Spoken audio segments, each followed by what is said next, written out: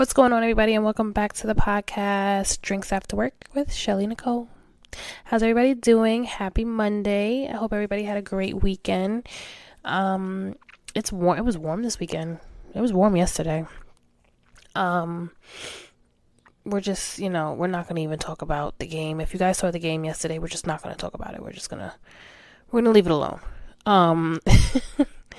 But, shout out to the Knicks for just getting to this point. How about that? Just getting to the point of like, yes, like we were there.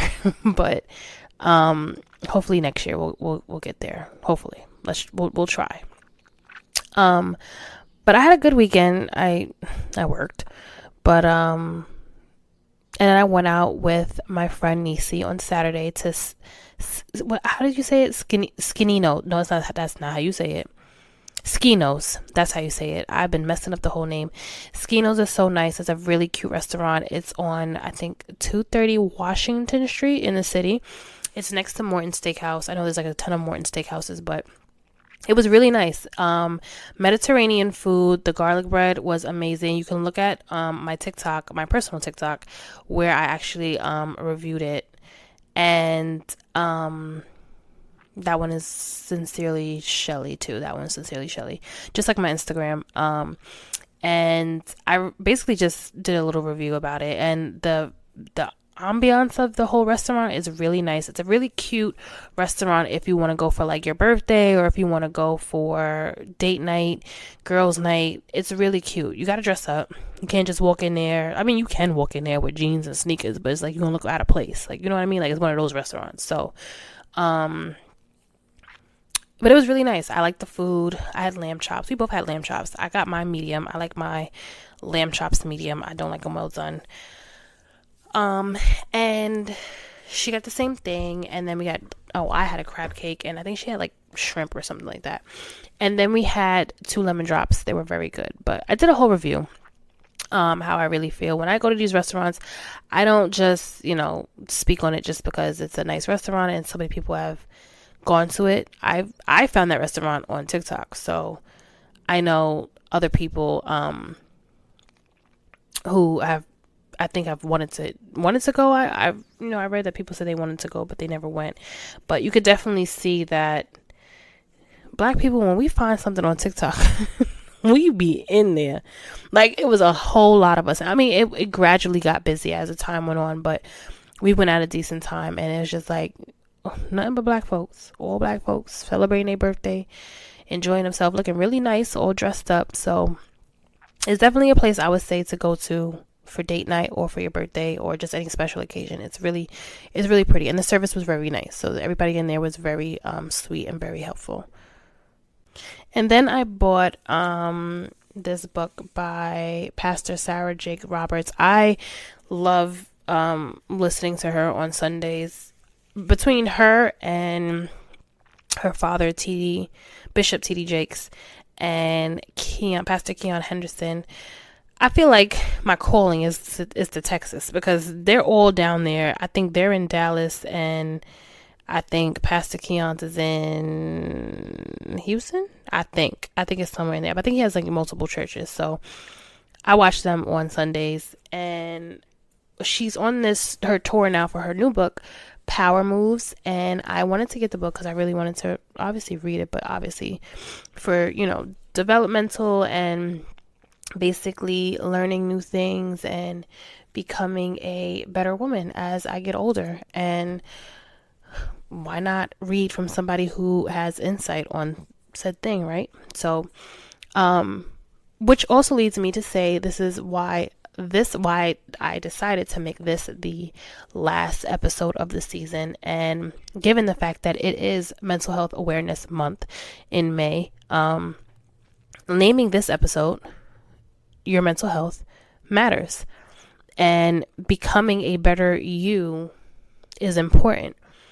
And just really wanting to step on the topic mainly because so many people struggle with mental health. So many people struggle with being open and honest about what they really feel on the inside. And so many people are just so nervous to like speak on something that can easily be labeled as, like you're psychotic or you're crazy or you're dumb, you're this, like all these different labels that can come out when someone says that they have a mental health issue. And mental health is like, it's so important. And many people also experience like stigma or discrimination and violations of human rights. But people who basically, when I say like, when you're going through mental illnesses or mental issues, you can have anxiety disorder, you can have depression, bipolar, PTSD, if you know what that is, post-traumatic stress disorder, schizophrenia, eating disorder, disruptive behavior, dissocialized and disorders, and neurodevelopment disorders. It's a ton of things. It's not necessarily one specific thing when we talk about mental health. And you can be a functional mental, like you could be so functional that people would not even realize that there's something wrong with you or that you're going through this in your mind. But there are so many people that are like that. And it's so important really to, one, make sure you get the help that you need and seek the help that you need, because you're not alone. There's so many people out here who deal with that. And I feel like the more and more we talk about it, the more and more people will feel open to say like, I have this problem too, but I'm seeking help and doing what I have to do to get myself out of this situation. So everyone basically has a past, right? Everyone has a past, everybody has a present, and everybody has hopes to see the future. But what if you want your future to look better than your past or your present? What if you know that doing the work yourself is no longer helping? Right? Because for so long, a lot of us, we like to make it seem like we have it all under control and we don't need any help and we don't need to seek therapy and we don't need to seek a professional. You got it. And then something snaps in you, and then out of nowhere, you're either crying or you're huddled on the floor in like a curl position and you're having bad anxiety, you almost have a heart attack, you're going into the hospital. Like, so many things that could have happened at that situation because you chose not to ask for help.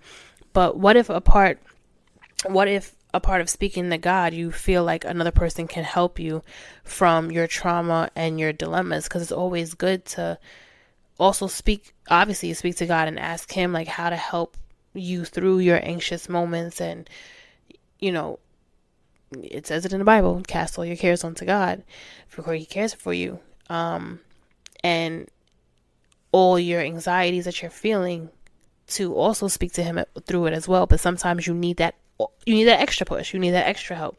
And seeking therapy and going to therapy has not only been great for myself, vulnerable moment, going to therapy has been it's been very helpful. So I've been going to therapy for years, honestly, on and off, and it's really just to talk to someone who's unbiased information or unbiased, I guess, opinion about like things that I may be feeling, or if I'm just like not in the right headspace to like think about things, think things through. And in doing that, it has really helped me with, and also with working out, because going to the gym definitely helps. It has definitely helped with a lot of my anxiety, a lot of my thinking negatively, a lot of things that have happened in relationships, having gone through, like, I guess you could say it is PTSD when you think about it, relationship PTSD, which is actually really a thing. And which is crazy, me and my coworkers were talking about this, and we were saying how so many people go through relationship PTSD and they don't realize it until they get into another relationship. Like, ooh, I really have something that I need to talk about and I need to get fixed. But you don't see it as PTSD. You just see it as a moment of like, oh, it's just something that I went through, and it's just how I am, and this is just, I'm dealing with the, I guess, aftermath or the result of whatever happened in my past relationship, and not realizing they're bringing it into their new one. Well, sweetheart, that's trauma. You're going through trauma. That's PTSD. You have that. So, realizing that so many people actually have that, and like I said, when me and my coworkers were talking about it, all of us were like, damn, we have PTSD. And it was guys and girls. It wasn't just girls. It was a few of us that were like, yeah, we've been through some stuff. And, that can be a whole reason as to why relationship PTSD is what it is. But there's family PTSD, there's friendship PTSD, there's so many different forms of post-traumatic stress disorder. It doesn't necessarily have to be by one specific thing. I know so many people kind of like equate it to the military. Shout out to all the soldiers. Shout out to Rob, my bro. I don't even know where he's at. I don't even want to say the wrong place that he's at, but shout out to him. Having PTSD, a lot of people have said like, oh, that's just a military thing. No, it's not just a military thing. I've heard people say that. I've heard people say like, yeah, it's something that soldiers go through, which I feel like a lot of them do because of the things that they see and that they have to do to defend our country. But it's not just for that. It can be for any type of situation, and you don't realize it until you're put back in that situation that you have said problem. So therapy, I feel like, is just something that everybody needs. I don't care who you are. I don't care how much money you make. I don't care who you know. I don't care who your dad is. I don't care who your mother is.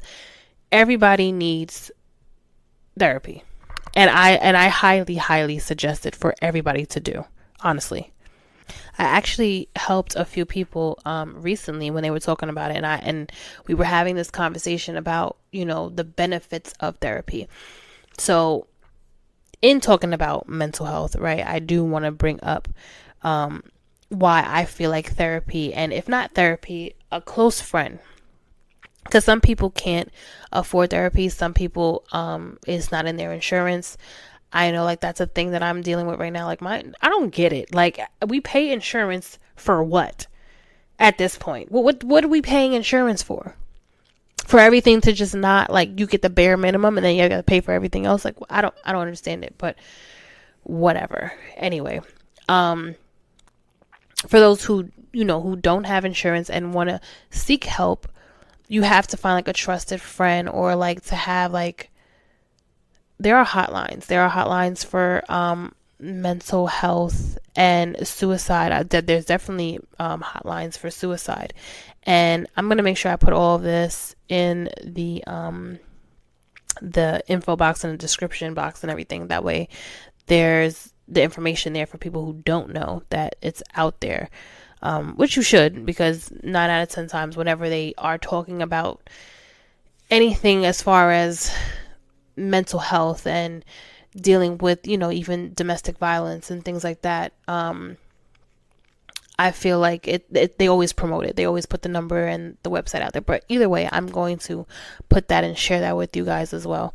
But seeking therapy or having a close friend that you can rely on, that you can actually tell these things to that you're actually going through, is essential. And it's essential that way, it's essential to know that you have someone in your corner that won't judge you, that won't look down on you, that won't do the whole, well, I told you so, if you would have just listened. I hate when people do that. Like, well, see, I told you. Didn't nobody ask you if, well, see, I didn't ask you for that. I went through it. Okay, cool. Now just be there and let me know what is it that I can do to change it. But to have people like that, whether it be a therapist or whether it be a group of friends or just a friend that you can rely on to speak about whatever it is that's going on behind closed doors, right? Because we always put out these positive things on social media. We always put out these, happy quotes and this is how we were feeling. But a lot of the times people are hiding behind that. There's always like, I said to somebody one day that I wish, if I sound like really nasally, I'm so sorry. My allergies are kicking, they're kicking my tail right now. like nonstop. The last few weeks, I've just been sniffling and completely out of it. But anyway, I said to somebody one day, I was like, I wonder if, like, if you ever played The Sims and they had like that little dot or that little bouncing like diamond over their head, or was it like a trapezoid or something like that that was over your head? If you can like just hit it and you can just see like a glimpse of what they're going through, what issues they have, what like their mood swings, like just like this little glimpse of just like a summary of what's going on with them at this current moment. You know how nice people would be to each other if we can just like touch it and just see like what's going on with them. And they'll never know that we're looking at it. They'll just know that like, oh, okay, like this is how you're feeling. But it would be weird, like if it would be interesting if we can actually have something like that. But just to know, like, people put up, like I said, this picture, and they make it seem like everything is going fine on Instagram and on Facebook, but so many people are fighting things behind closed doors that you don't know nothing about. So it's great to speak to your therapist however many times you want to speak to them, whether it be once a week, once every 2 weeks, I would not recommend once every 3 weeks, but once every 2 weeks or once a week, to just get whatever's on your chest, whatever's on your mind, whatever is, causing you stress, whatever is causing you anxiety, whatever you're dealing with. Especially if you had thoughts of suicide, you definitely should be speaking to a therapist and figuring out why you're feeling that way. And what I was saying is I was helping someone, because now you have so many things at our hands to help us. So you have BetterHelp.com for those of you who want to seek therapy or try therapy. You have BetterHelp.com. They do have payment plans, I believe, but that's not really like insurance wise. I don't think they go through your insurance. I'm not sure. I think the last time I looked at it, they didn't, but you have BetterHelp.com, and they match you with a therapist that meets your needs. So you answer a few questions, and they match you up with a few therapists that you can either virtually, I think it's all virtual. You can virtually just talk to, and feel free to say however you're feeling. There's Talkspace.com as well, and then there's GoodTherapy.com. And if none of those are helpful, which they should be, but if none of those are helpful, if you have the app ZocDoc, that's where I found my therapist at, was ZocDoc. And you can put in what you need or what you're looking for, your area, and they give you a list of doctors that you can have a virtual. I think some of them are doing in-person sessions as well, but I feel like a lot of them are staying with virtual. And pick a time, pick a date, and boom. And that one on ZocDoc goes through your insurance. So you can actually put your insurance at the top, and it will tell you where, or what doctor is in your, equate with your insurance. Sorry. Couldn't get the word out.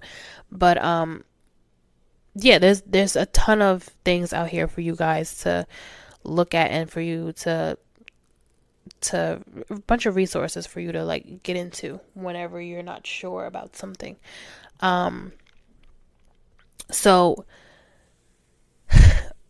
I feel like a lot of people, especially Black people, choose not to go to therapy because we feel like, remember like back in the day when I guess like our grandparents, mostly, maybe not our parents, well, probably our parents too, but I feel like our grandparents more so, would say like, whatever happens in this house stays in this house. And you don't talk and tell everybody else what's going on in the house. Whatever happens. And I think we've come to that mindset so much and so frequently now as a people that we don't, and not just Black people, I feel like Hispanic people as well, Latinos, like I feel like they have the same thing. probably, I feel like a lot of people, not even, I can't even say just them either, because I feel like Asians as well. Like, I know a few Asians actually, but I know two Asian women who have said like it's prim and proper all the time for them, and you would never know anything is going on with them because they can't show the outside world how they're really feeling, and it's kind of the same way of how they were raised. But I feel like for us Black people, we choose not to seek the help because we've been told for so long to just keep it in the house. Keep it behind closed doors. Whatever's bothering you, whatever's happening, you just handle it when you get home. But then it's like, when you handle it when you're behind, how do you handle it when you're behind closed doors? We resort to drinking. Do we resort to drugs? Do we resort to gambling? Do we resort to sexually acting out? What is it that we do to fix that problem that we're having? And a lot of the times it's unhealthy. And a lot of the times there's no other outlet that we go to because we just automatically go to the worst things that we can possibly go to whenever we're dealing with these issues that are deep down, that some people have even said that are just in our DNA. And because of slavery and because of what we've been through, it's just been passed down. And I mean, I'm no scientist, I'm no expert. I can understand where that comes from. But, now speaking in 2024, who's going to break that curse? Each family has a curse in their family when it comes to mental health. If it's actually true that it's in our DNA and it's rooted in our thinking. But each of us have a moment now to speak on it and to see it and to observe it and to point it out respectfully. You ain't gotta get disrespectful with your mother and your father. I ain't telling you to do all that, but to respectfully point it out and see like, okay, this is what's been going on in my family for so long. This mental illness has been causing so much rift in my family, or these issues that we just choose not to address has come up. So let's try to fix it now.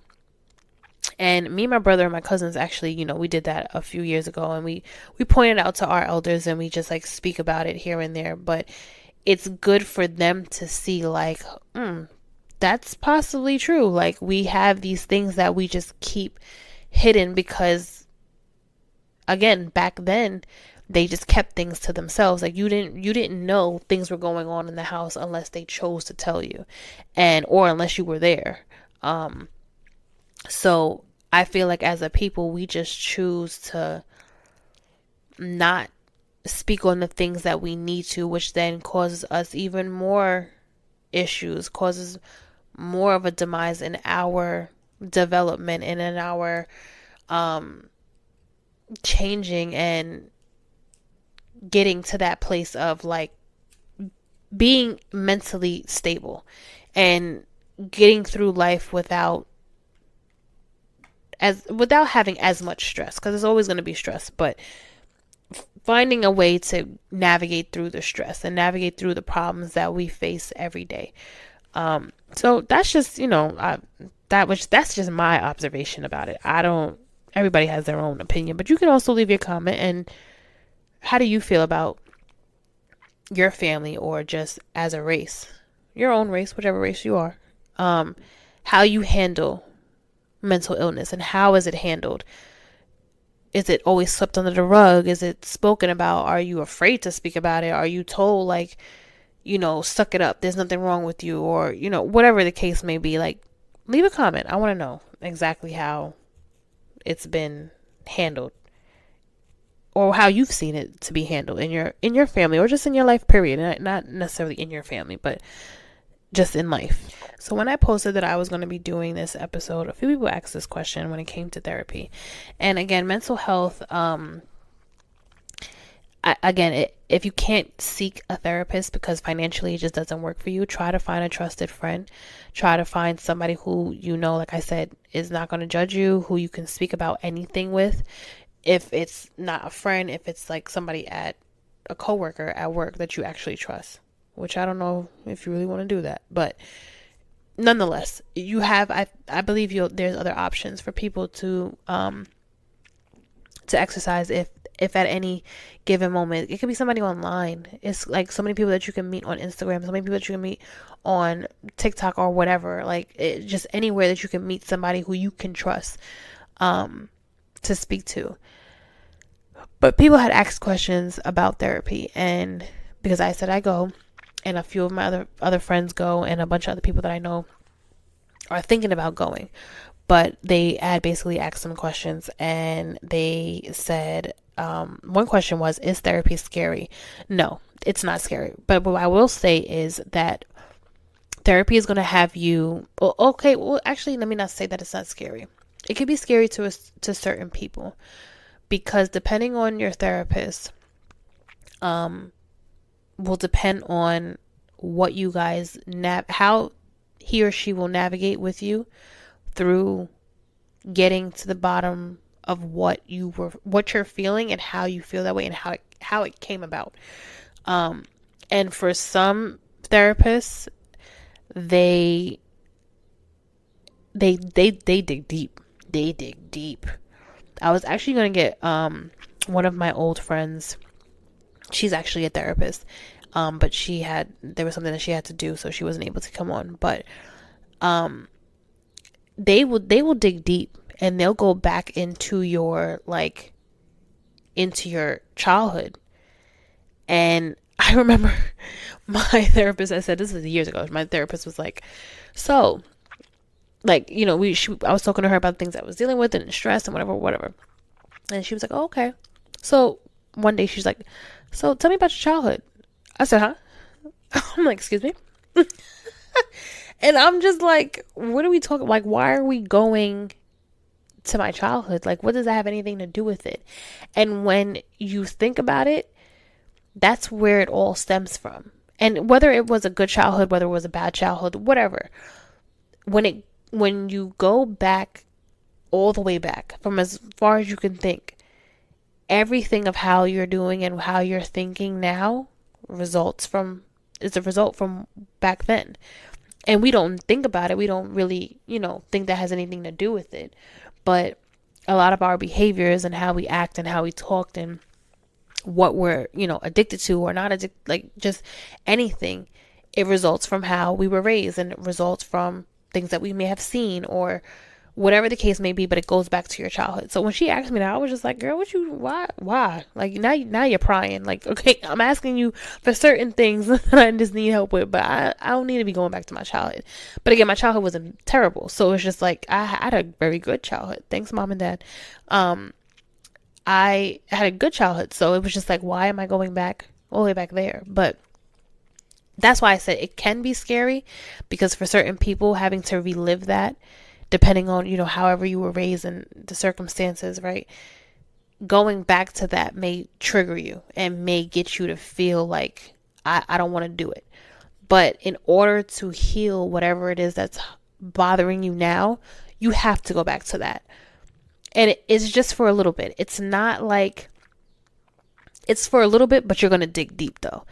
It's not like you're going to constantly go weeks on end about your childhood, but you're going to have to speak about what occurred at this, whatever given time, right? That y'all choose, and understand that maybe this is why this is like this now, or maybe this is why I think the way I think now, or how I interact with people now. So to answer the question, is therapy scary? It can be, depending on who you are, honestly. Another person asked, what do they really tell you in therapy? And again, it depends on who you go to. It depends on your therapist. It depends on what you're going to therapy for. And again, I'm no expert. I'm not board certified. I'm not mental health philosopher. I don't have my degree in mental health. I'm just going based off of my personal experience and the experiences of others who I do know that have gone through the same situation, and people who have reached out to me in general about like, oh, how is there, like, how do you go about therapy, or have you ever tried it, or Just, things like that. Like, this is just my own personal opinion. I always give you guys my own opinion about things, and things that can just help you, like for you to grow, because we're all growing. But it really depends on what you're going to therapy for. It could be, like I said, it could be for anything. Doesn't necessarily have to be for PTSD. It doesn't necessarily have to be for anxiety. It could be for whatever you're going through at the time. So again, when you answer the questions and you try to find your therapist, that will then help to answer that question better, depending on who you are. This was actually a great question too, when someone said, how do you know therapy is working? So the only way that you know therapy is working is you don't know. You won't know if therapy is working until you're in the situation again, or until you relive that moment again, whatever moment it may be, because it always ends up coming back around. Maybe not with the same people, maybe not in the same situation, maybe not in the same state, whatever. But there's always some little hint to see, like, or some little trigger, some little event that will get you to see if your therapy is working, to really see if the work that you're putting in is actually working. And then the other thing that I feel like you have to do is you have to be honest. Therapy only works if you're honest. If you're not honest with yourself, you're not on. Again, this is somebody who doesn't know you. And again, if you are speaking to someone who does know you, this is someone who's not going to belittle you. This is someone who's not going to talk down on you. This is someone who's going to be able to listen, be honest with you, and just hear you speak and give their opinion when it's needed, or give their feedback when it's needed. But if you are seeking a professional therapist, this is somebody who doesn't know you. So they're hearing everything that you're telling them. But you have to be honest, and you can't just sit here and, point the finger at everybody else and what did everybody else do. Granted, that is a big part in it, but you also have to be honest with yourself and tell yourself and come to terms with yourself. What did you do? How did you play a role into this? And that was something that took me a very long time to understand, like, well, Michelle, what did you do, sweetheart, to get yourself into this anxious moment or into this stressful moment? How did you not and one thing that my mom and dad would always say, like they'll say it to this day. I mean, I'm better at it now though. I don't ask for help. And that was a big part of why I was always so stressed out, because I always wanted to do everything on my own. And my mom and dad would be like, would you stop doing that? Like, just ask us for help. And it took me a very long time to get to that point where I was just like, okay, let me ask. And like, I would just tippy toe and like, hey, can I ask a question? But, yeah, like, you have to be honest with yourself. You really have to, in order to see the work happen, in order to see it progress, in order for you to really come out of whatever it is you're going through, you have to be honest with every single part about what's going on. And you'll start to see, little at a time, the changes. Another way that you can help with your mental health is to, especially now with the way our society is set up, with us having our device at our hand, like right there, information right on our hand. We don't even have to go far to get any type of information or to look at pictures or to know what's going on. Get off of social media for a while. My brother did, I think I spoke about this a while ago, where my brother took a very long hiatus off of social media. And I always say to myself, like, if it wasn't for this podcast, I would be on a hiatus as well, for some time. But I've learned to navigate what days I'm going to post, what days I'm not going to post, what days I'm going to just like have 24 hours of not being on social media and just doing other things. Or even, sometimes I even do 2 days without going on social media. Not just one day. I'll do 2. I haven't done 3 yet. It may be coming though. But because of this platform now that I'm creating, I do have to be on social media. But what I also do is I turn off my notifications. So if ever you're DMing me, I'm sorry, I'm going to get them late, because I personally, that's my way of detaching from society when I don't want to necessarily be in it all the time. And if you're not, not the type of person who has a platform that you're trying to create, or if, social media is just for entertainment purposes, you should also really consider taking some time away from it. And I don't even mean just taking some time away by you're not, like, as in you're not posting anything, you're not sharing no stories. I'm talking about literally not seeing anything for months. Deactivate your social media if you have to. Delete the app if you have to. And when you're ready to come back, you come back, because social media will make you feel like you're not doing enough. Social media will make you feel like you're running out of time, that why can't I have this? Because again, people only show the good. They never show the bad. They never show the struggle. They never show the amount of times they had to give up and start all over again and do it all over. Like, social media isn't as honest as people make it seem like it is. It's like really like it's like a car show. That's really all it is. And just get in tune with yourself and figure out who you are and what do you want to do and what do you like, and to just detach from this world and everything that's going on in it, because it's just not entertainment and celebrities and what they got going on and all of these things. It's everything. It's the war going on. It's the inflation going on. It's the people who are homeless that can't afford a home. It's the immigrants coming to the country. It's so many things that's going on right now that can make you feel depressed and overwhelmed.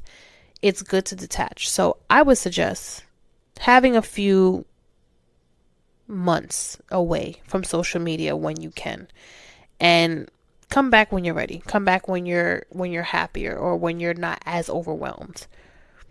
Another thing that, like, I even always wanted to do was I wanted to take a solo trip. Now, I know, like, for females it's probably way more scarier than it is for men, but I always wanted to take like a solo retreat trip. And I know they have like some retreats in like Arizona. I think they have some in California. I'm not sure if they have any on the East Coast. They probably do. But I do know that there are 2 that I did look up, and they're expensive. See, this is what I'm saying. What are we paying insurance for? Because insurance should be paying for that. I'm just saying, if it's a retreat, if it's a mental retreat, y'all should be paying for it. I said what I said. But okay. They have, like I said, those retreats where you get in tune with yourself, you pray, you meditate, there's no phones, like you really just detach, you eat better, cleaner, and you just do a lot of holistic things to make yourself become one with yourself. And like you're in nature, and I don't even think there's like any TV. It looks really peaceful though. But I know they have one, like I said, in Arizona, I believe, and then there's one in LA. But I want to see if they have one in the East Coast. They probably have some international too, but I ain't there yet. I don't think I'm gonna take an international trip by myself yet. Although some people did say that it's really peaceful, like it's enjoyable to just take a trip by yourself and just enjoy your time to yourself. But then again, times we live in, I don't know if I want to do that by myself.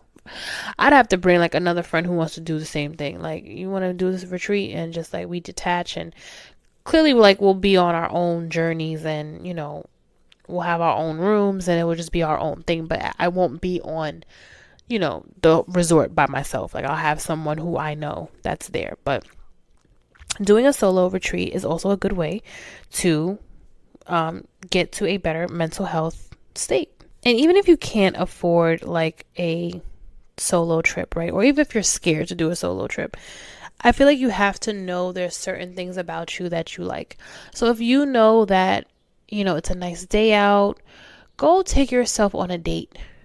Whatever that may be. Get your hair done, get your nails done, or just go by the water. Sit there with a book or some music and just chill, some food, and relax. If that means going shopping, go shopping. Like whatever it is that you need to do to mentally get yourself back in a better space, do that. And if you constantly have people constantly hitting you all day, like, hey, I've been looking for you, or I've been talking, like, I'm trying to talk to you, like, what's going on, blah, blah, blah. It's okay for you to tell people, I'm taking a me day. I'm taking a personal time to myself, and I need to regroup. And this is me regrouping. I need to disconnect from everybody. And please don't take things like that personal. Like, if you're the type of person to be like, well, what makes you, like, damn, you couldn't answer my phone call or you couldn't answer my text message. I get that you need your own personal time, but you could have at least answered, excuse you. Who are you? No, my personal time is my personal time. I will hit you when I need to hit you or when I feel like it. I never understand the entitlement of people feeling like they need to be answered if I'm going through like my own personal things, and if I'm addressing that to you and I'm telling you that, like, no, I'm taking a personal day, I'm just relaxing. Just take that for what it is and just leave it there. But get to know yourself. Spend some time with yourself. See what you like to do. Go to the spa.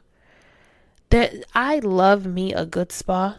I could be in the spa from sun up to sundown. I am not going to hold you. A facial, a body massage, a body scrub, pedicure, the whole 9 with the Zen music and the waterfall. Give me that any day. And I feel so much better and I feel so much calmer.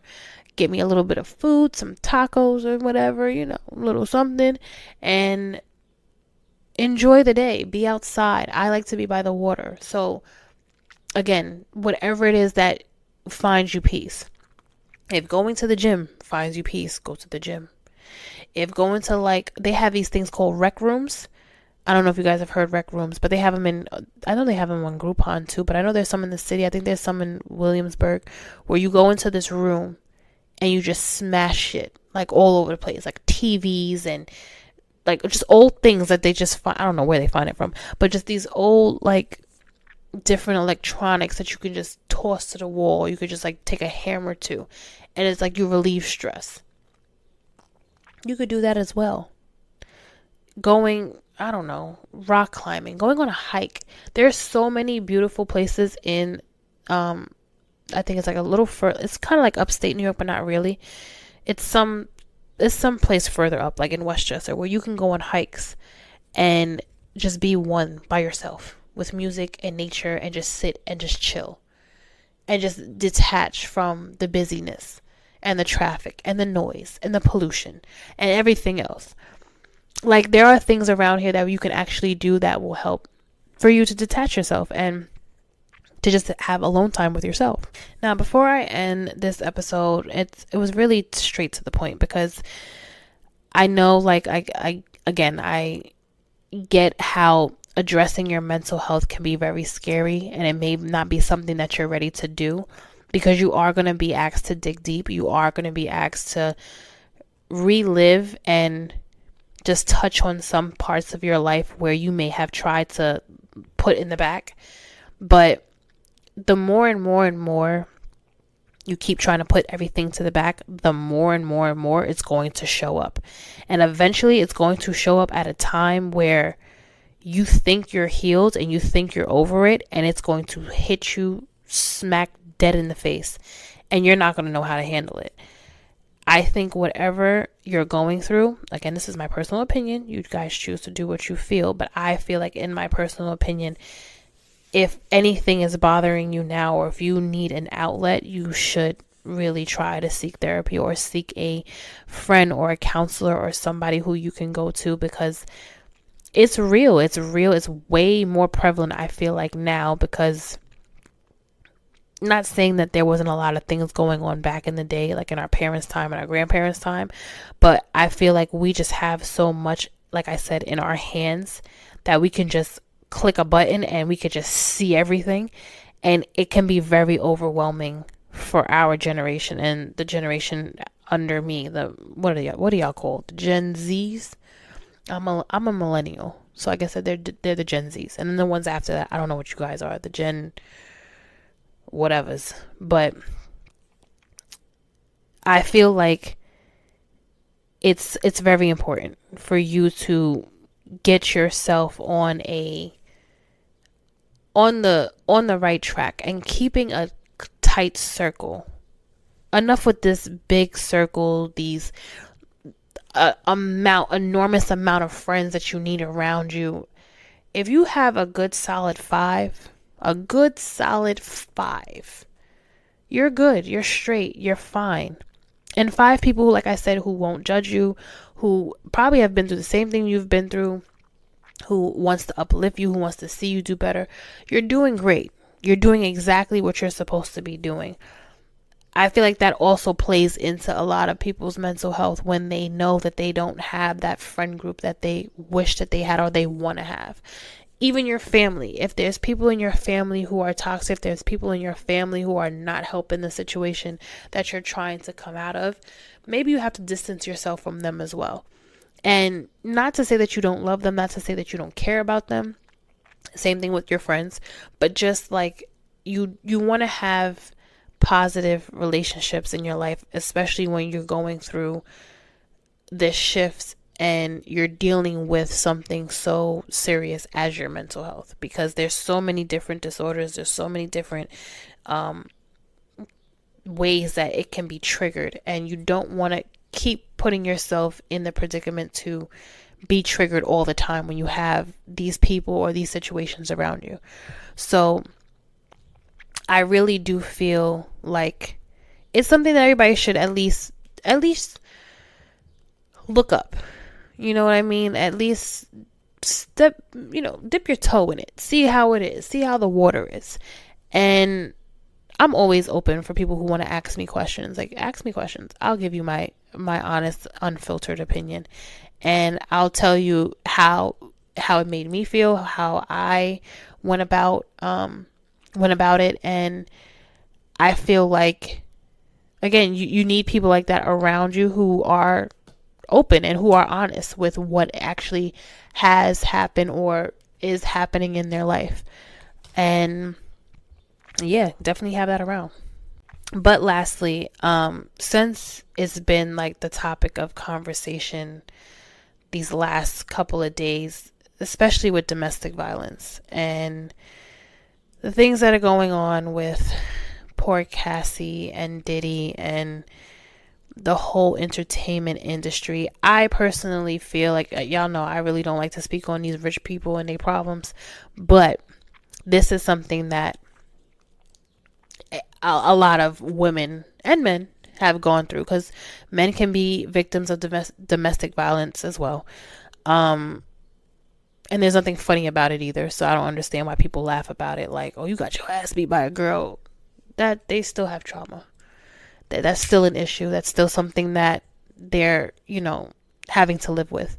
But this whole thing with Diddy and Cassie, it's like, I feel so bad. And I wasn't the one who, I personally, when she came out and said it the first time before the video came out months ago, I think it was months ago or like years ago. No, it wasn't years ago.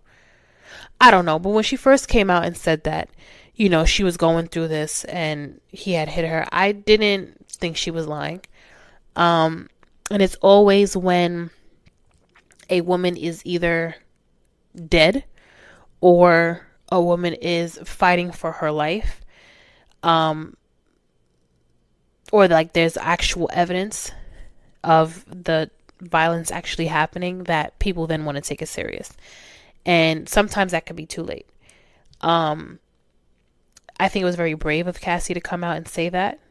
I feel like whatever else is hidden is about to hit the fan. It's gonna take a toll on both parties mentally. I don't feel like people are right for saying when Diddy, I guess, made that statement and, said that he asked God for his mercy and his grace, I don't feel like in the comments people were chewing him up, but I don't feel like people were right in saying like, oh, don't come running to God now. You run to God whenever you feel like you need to run to God. Point blank, period. Whether it be times of need or times of, in good times or bad times, you run to God whenever you feel like you need to. And sometimes, like I've said this before, sometimes God shakes the table. He shakes the table. He wakes you up. He comes to you in your dreams. He tells you things that you need to hear. And sometimes it's louder than what you needed, what you thought what it would be. But maybe all the other times when he was trying to get your attention, you didn't listen. So now he's getting your attention even louder. I hope Diddy learns from this, especially because he has daughters. I hope he gets whatever necessary mental counseling that he needs. I hope Cassie gets that, because although she's probably in a beautiful, because obviously we don't know her, but she's probably in a beautiful marriage now. She has 2 daughters. She's loved by her husband and her family and her friends, and that's great. But even with her having all of that, she probably has her moments where she thinks about it. There's probably something that may trigger her, and she may feel like it may bring her back to those times. So I hope and I pray that Cassie is still healing and still getting over it, and especially now having to relive it and having to see the videos circulate. But I know, I would hope at least that her family and friends are holding it down, like making sure that she doesn't see things like that. But I just hope that the both of them get the healing and the necessary help that they need in order to get past a time like that has happened for so long. And if anybody's going through any domestic violence issues, listen, I don't care how good it is. I don't care how sweet he is. I don't care how sweet she is. I don't care how much money they spend on you. I don't care about none of that. If anybody's putting their hands on you, it's time for you to go. It ain't love. Nobody loves you if they put their hands on you. Nobody respects you if they put their hands on you. That person has a problem. It's not you. It's them. They have a issue. And if you want to see tomorrow, if you want to be granted to see the rest of your future, you need to leave. You need to get up. You need to go. Whatever you need to take, get up and go. Whether that be you have to get on a bus, whether that be you have to go into a shelter, you have to go to, I don't even know if you can do this, but I'm pretty sure you can. If you have to go to your the firehouse. If you have to go to your local firehouse, you got to go to your local police station. Whatever. Get out. Because it's not worth it. It's really not. It's not worth the scars. It's not worth the mental issues that you're going to have to deal with. It's not worth if you have children, it's not worth your children having to see that. It's not worth them growing up being a resemblance of what they've seen. It's not worth it. And I know it's probably easier said than done, but it can happen. And there's always a way out. And there's always a way for you to remove yourself. They don't put yourself in that situation. I was going to say that they don't love you if they put their hands on you, but they could love you, but that's besides the point. It negates itself when they start putting their hands on you. It doesn't matter if they love you or not, because nobody who loves you puts their hands on you. No one who really cares about you wants to ever hurt you in any type of way, mentally or physically. Because PTSD doesn't necessarily have to come from physical Like I said, I've talked about that earlier. It can be mental as well. It can be financial. It can be emotional. It doesn't necessarily have to be one specific thing. But if you are going through that, you need to get out. And again, I'm going to put the number, the hotline of domestic violence, of mental health, of suicide prevention, suicide hotline, that you guys can all reach if ever you're feeling away, if ever there's something that you're going through that you're not sure who you can talk to. I'm open. I'm very open. Like again, I'm not a mental therapist. I'm not a counselor. I'm not a psychiatrist. I'm none of the above. I am just a person who has been through the ups and downs in her personal life, and I have gone on my spiritual journey, still going through it, and realizing what I need to let go of, what I need to hold on to, and who I need to hold on to. And for me, that has been God helping me through everything that I have personally had to deal with without, putting so much stress on everybody else. But, or me thinking that I'm putting stress on everybody else, but just going through it with the therapy and with getting to know myself and really just letting go and moving on and reading and speaking to who I need to speak to and just doing a bunch of inner work to get to where I'm at now. And again, the work never, and that's another thing. Therapy is not a one and done thing. Therapy can take for as long as it needs to take. There are people who are in therapy for years. For years. I mean, think about it. If you're going to therapy now and you're in your 30s, that's 30 years of you, not maybe 30. Let's say 25.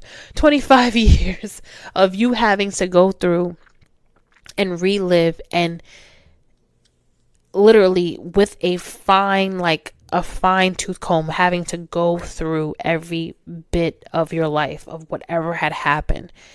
And it doesn't take a year for you to be healed. It doesn't take a month. It doesn't take a week. It doesn't take a day. It takes a while. And however long it takes is however long it takes. And you don't have to broadcast it to everybody. Some people feel like, oh, well, do I need to now say this? Like, because again, we're in this whole society now where we have to broadcast every fucking thing that we're doing. You don't have to let everybody know this is what you're going through. You don't have to let everybody know that you're going to seek some help. You could tell one or two people and that's it. Keep it small. Keep it cute. It doesn't have to be all over the world. But to not seek it is only hurting yourself even more. And that is a wrap for season 1, guys. Thank you so much for listening every Monday at 6 o'clock. My episodes. It's surreal that I've done 23 episodes already for the first season. But I'm so glad that I've done it. I've pushed myself to just keep going. There were so many times I was just like, nobody's listening to me. Like sometimes you wouldn't get any I wouldn't get any listeners, and then there'd be certain topics where I get like 150 listeners, and I'm just like, wow, okay.